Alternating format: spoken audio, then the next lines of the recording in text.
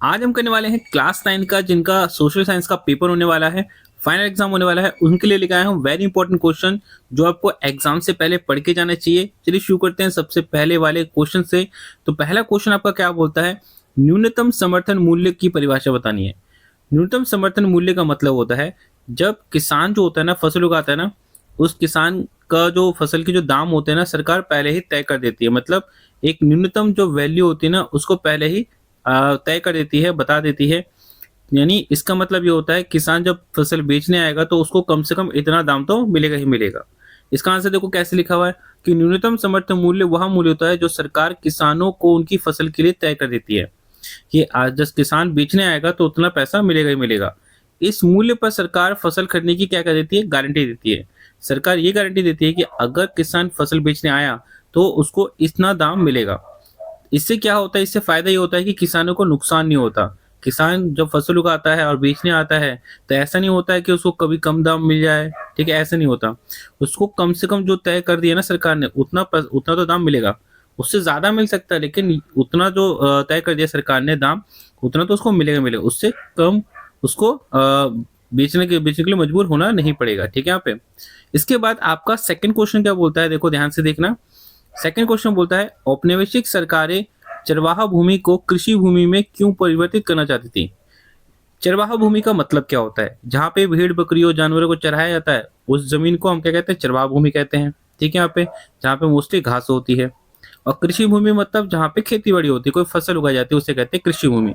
तो जो औपनिवेशिक सरकार थी, औपनिवेशिक सरकार मतलब जो ब्रिटिश सरकार थी जिन्होंने हमारे देश में क्या किया था, बहुत साल शासन किया, ठीक है, यहाँ पे कब्जा करके रखा था। तो उन्होंने क्या किया था, उन्होंने सबसे पहले क्या किया, जो चरवाहे वाली जमीन थी जहाँ पे भेड़ बकरी चराते थे उनसे उनको कोई इनकम नहीं होती थी। किनको, अंग्रेजों को। तो अंग्रेजों ने क्या किया, उन्होंने ये जो चरवाहा वाली जमीन थी ना जहाँ भेड़ बकरी को चराते थे, उन्होंने उस जमीन को खेती वाली जमीन में बदलने की कोशिश की।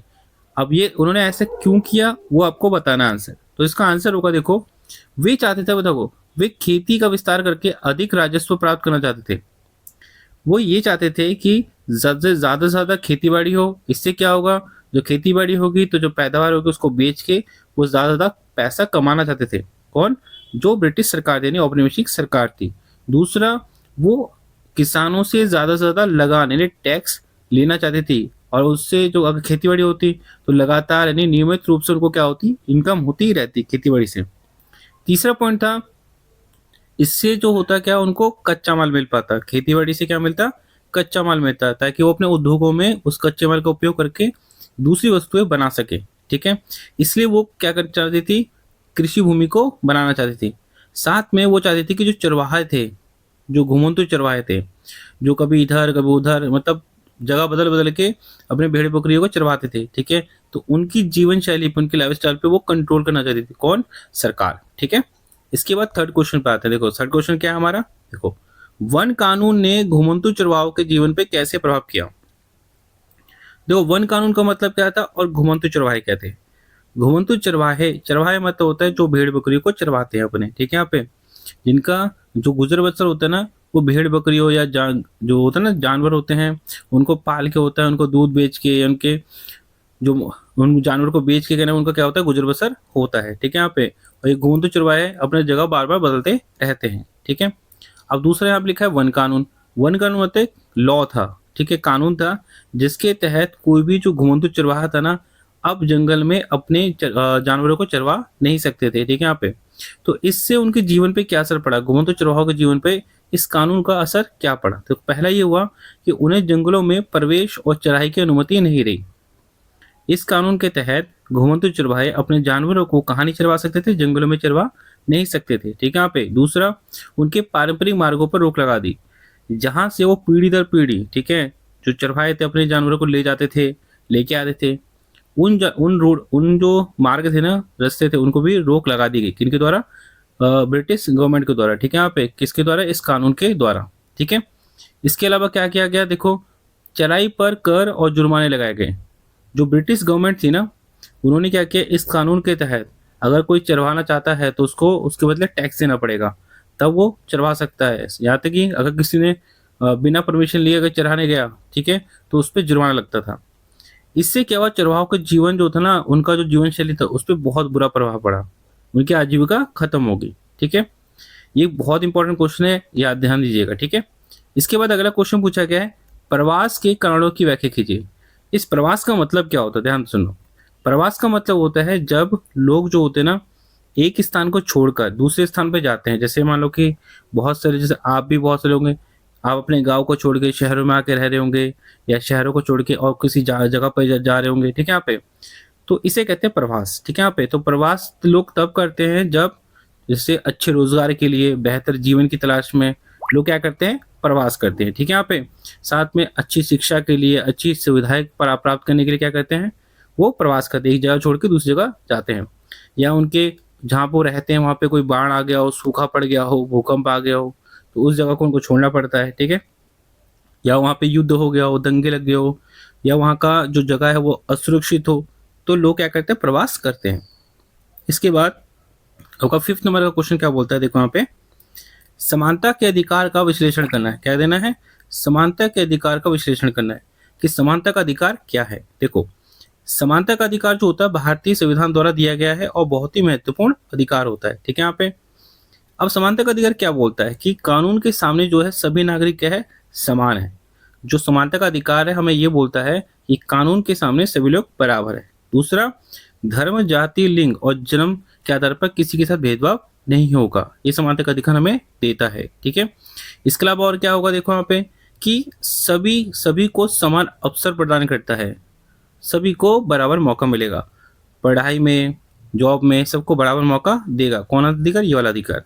साथ में ये हमारे सामाजिक न्याय को और लोकतंत्र को क्या करता है, मजबूत करता है। कौन, हमारा ये सामाजिक अधिकार, वह समानता का अधिकार। ठीक है, अब चलते हैं अगले वाले 6 नंबर के क्वेश्चन पे।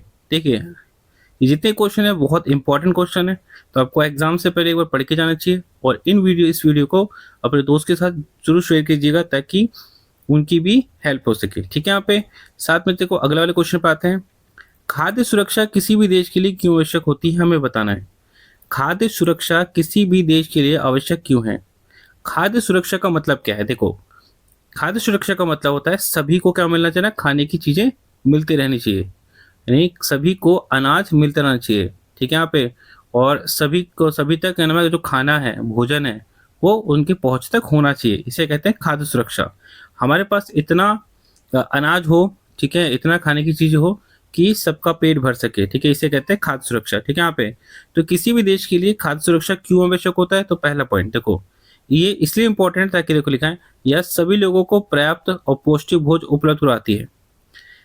खाद्य सुरक्षा तभी हो पाएगी हमारे देश में जब हम इतना उत्पादन कर सके, इतना उत्पादन हमारे जो खेत किसान हैं, ठीक है, हमारा जो देश है, अपनी खेती बाड़ी में इतना उत्पादन कर सके कि हमारी आवश्यकता क्या हो सके, पूरी हो सके।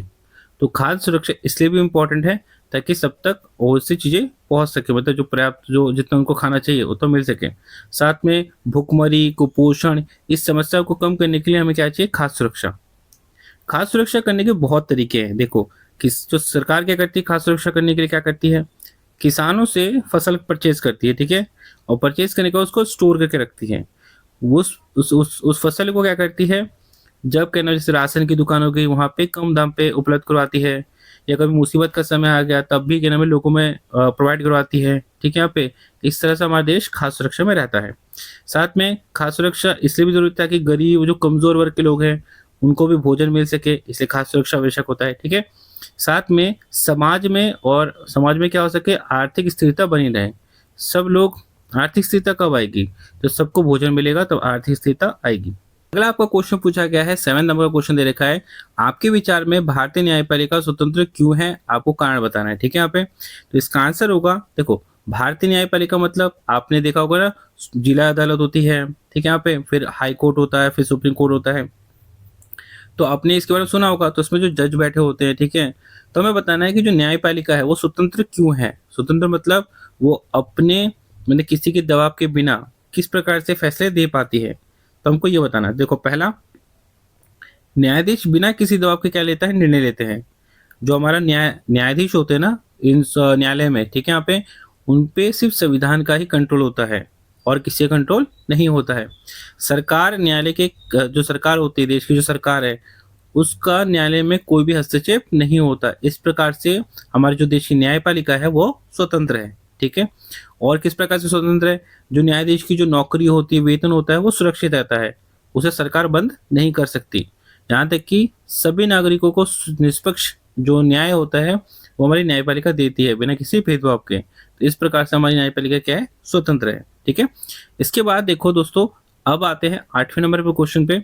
भारत के राष्ट्रपति की शक्ति का वर्णन करना है। जो भारत के राष्ट्रपति है उनकी शक्ति के बारे में बताना है। तो देखो, भारत के राष्ट्रपति की शक्तियां बहुत सारी होती है। कौन कौन सी प्रमुख शक्ति है? पहली देखो कि वे प्रधानमंत्री, मंत्रियों, न्यायाधीशों की क्या करते हैं? नियुक्ति करते हैं।